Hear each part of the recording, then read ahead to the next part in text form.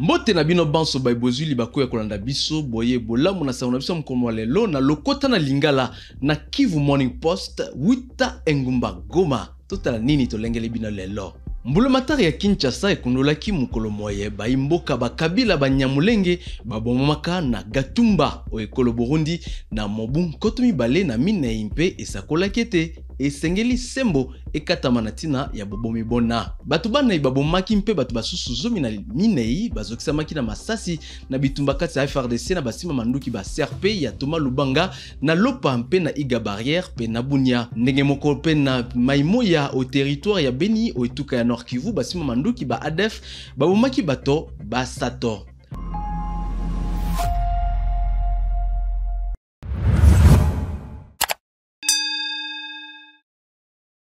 Mbote lisuna bino banso. Mbulamatari ya Kinshasa ekundolaki lobilo leki mukolo moye bai mboka bakabila banyamulenge babomamaka na Gatumba o ekolo Burundi na mobu nkoto mibale na minei mpe esakolaki ete esengeli sembo ekatama na ntina ya bobomi bona bwa bato koleka nkama mibale. Patrick Muyaya molobeli wa mbulamatari ya ekolo Congo Demokratiki alobaki ete koina esalaki ete bato bana babomama na Gatumba, na Burundi, na Kishishe, na Etuka, ya Nord Kivu au territoire ya Rutshuru. Jour de recueillement, le gouvernement de la République démocratique du Congo s'incline devant la douleur de toutes les familles éprouvées. Nous honorons aujourd'hui avec une profonde émotion les victimes innocentes de ce massacre, où plus de 160 Congolais ont été lâchement assassinés. La commémoration d'aujourd'hui est aussi une occasion pour nous de nous dire que chaque vie perdue à Gatumba, ou toutes les vies perdues aujourd'hui du fait de l'agression rwandaise, avec ses complices éternes, constituent des blessures pour la nation. De Gatumba à Kishishe, des Binza aux innombrables villages martyrs, c'est le même sang de Congolais qui coule. Ces tragédies nous rappellent une vérité essentielle. Quelles que soient nos origines, nous partageons tous une même terre, une même histoire, et tous une même aspiration à la paix. Face à ces crimes, le président de la République démocratique du Congo et son gouvernement réaffirment cet engagement quotidien avec force à protéger tous ses citoyens sans distinction et à poursuivre sans relâche les efforts pour que la justice soit faite. C'est ici l'occasion pour moi de saluer la mobilisation de la communauté Banyamulenge en soutien aux efforts pour le retour de la paix. Votre communauté a choisi de dire à haute voix non à ceux qui pensent pouvoir prétexter sa protection pour tuer le membre d'une autre communauté. Na territoire ya Beni basima manduki ba ADF Amtien babomaki lobilo leki bato basato na mboka Maimoya eyezali na Etuka ya Nord Kivu. Na Isaac Bingeve. D'après Patrick Musubao, président de la société civile du groupement Bambou Bakisiki, les assaillants sont venus de l'ouest aux environs de 19 h, tuant 3 hommes et emportant des biens. Je cite, « Ce matin, 2 autres corps ont été découverts à Kichanga, Maimoya, après l'attaque des ADF du 13 août. Les bilans des victimes de cet incident s'élève donc à 3 hommes tués et une maison incendiée, regrette Patrick Musubao. Selon des sources concordantes, la maison incendiée contenait une boutique. Les rebelles ont également pillé des animaux domestiques. Ce matin, la localité de Maimoya s'est réveillée dans une situation de panique. Les sources locales indiquent que les combattants de l'ADF circulent depuis près de 3 jours dans le groupement Bambou Bakisiki. Cette attaque survient après plusieurs mois d'accalmie. Patrick Musubao rassure que les FARDC sont déjà sur le terrain pour traquer l'ennemi et protéger la population. Depuis Beni, Je suis Isaac Biningeve pour Kivu Morning Post. Bato banei babungsaki bomoi bango mpe bato basusu zomi na minei bazokisamaki na bitumba bie bisalemaki lobilo leki kati ya mapinga maikolo Congo Demokratiki na basima manduki ba CRP ya Thomas Lubanga na lupa mpe iga barrière oituka Ituri.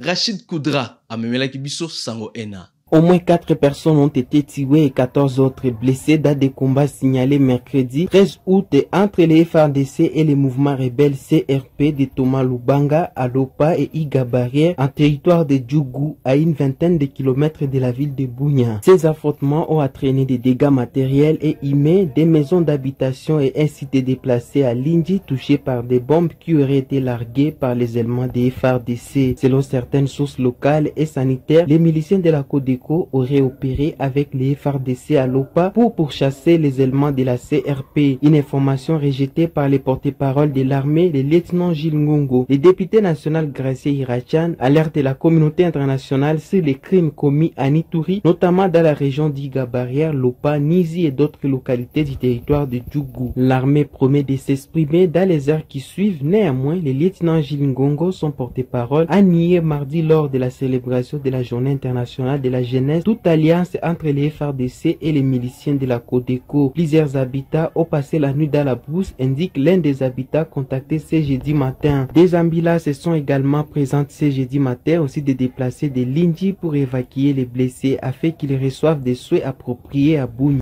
Moyangeli wa etuka ya Ituri, lieutenant général Johnny Kashama abengami na lombangu na ngumba Kinshasa pona mikolo zomi na mitano. Kolanda malobama lieutenant Gilles Ngongo, moyangeli wa etuka ena akokutana na bakonzi na ntinete bamanyola misala ya bokengi elongo mpe sima akozongela kosala musala moye bomomesano. Qui ont accompagné l'autorité provinciale à l'aéroport Murongo de Bunia. Selon son porte-parole, le lieutenant Jules Ngongo Chikoudi, c'est dans le cadre d'une mission officielle que l'autorité s'est envolée. À Kinshasa, il fera 15 jours. Et cette mission va également lui permettre de plaider, comme toujours, et surtout une bonne coordination entre le gouvernement central et l'administration militaire ici en Ituri pour bénéfice de la population sur le plan sécuritaire et pourquoi pas humanitaire. Vous savez, la paix, la sécurité, le développement, c'est les soucis constants du gouvernement militaire. Pendant que les opérations militaires se déroulent à l'intérieur, aux côtés des patrouilles nocturnes et diurnes dans la ville, la population était invitée à soutenir les forces de défense et de sécurité. Nous appelons la population à la vigilance. Surtout la vigilance pour faire face à toute menace qui guette notre province, qui guette notre ville. Et la population est appelée à la vigilance, à la résilience et à résister contre toute forme de menace. Et surtout, continuer à dénoncer et aiguiser la collaboration avec les forces de défense et de sécurité. Vous le savez, il a toujours réitéré le seul message. Cultivons l'éducation sur la paix, basée sur la tolérance, le pardon. Surtout ça, et c'est ce qui fera que notre province aille de l'avant. Durant sa mission officielle, le lieutenant général Luboyanka Chamadjoni va rencontrer certes plusieurs autorités pour l'intérêt suprême de la communauté iturienne, témoin de plusieurs réalisations et de la restauration de l'autorité de l'État depuis l'instauration de l'état des sièges par les commandants suprêmes et chefs de l'État Félix Antoine Tshisekedi Tshilombo. Voici plus de 4 ans. Moyengele molandi wa etuka ya Nord Kivu oyatali mambi mantombwa asalaki likita ya lioko lelo na bateki petrololo olisangale bango apenokito pe association de pétroliers du Nord Kivu bateki petrololo bana basakola kiete petrololo ezali komona na nteta lantina moyangeli azwaki mokano ya komatisa moke ntalo ya petrololo litre moko ya essence ekomi kotekama franc nkotomi sato na kama motoba na tuku libwa mpe mazout ekotekama na franc congolais nkotomi sato na kama minei. Celestin Sibomana mokambi ya lisanga lia kosolola ya moyangelo etuka ya Nord Kivu atangaki liebisi lina na tina likambolina. Mesdames, Mesdemoiselles et Messieurs, bonjour. Voici un communiqué émanant du cabinet du gouverneur, communiqué officiel numéro 01-008-CAB-GP-NK-2025 du 13 août 2025. Concerne nouvelle tarification du prix du carburant à la pompe en province du Nord Kivu.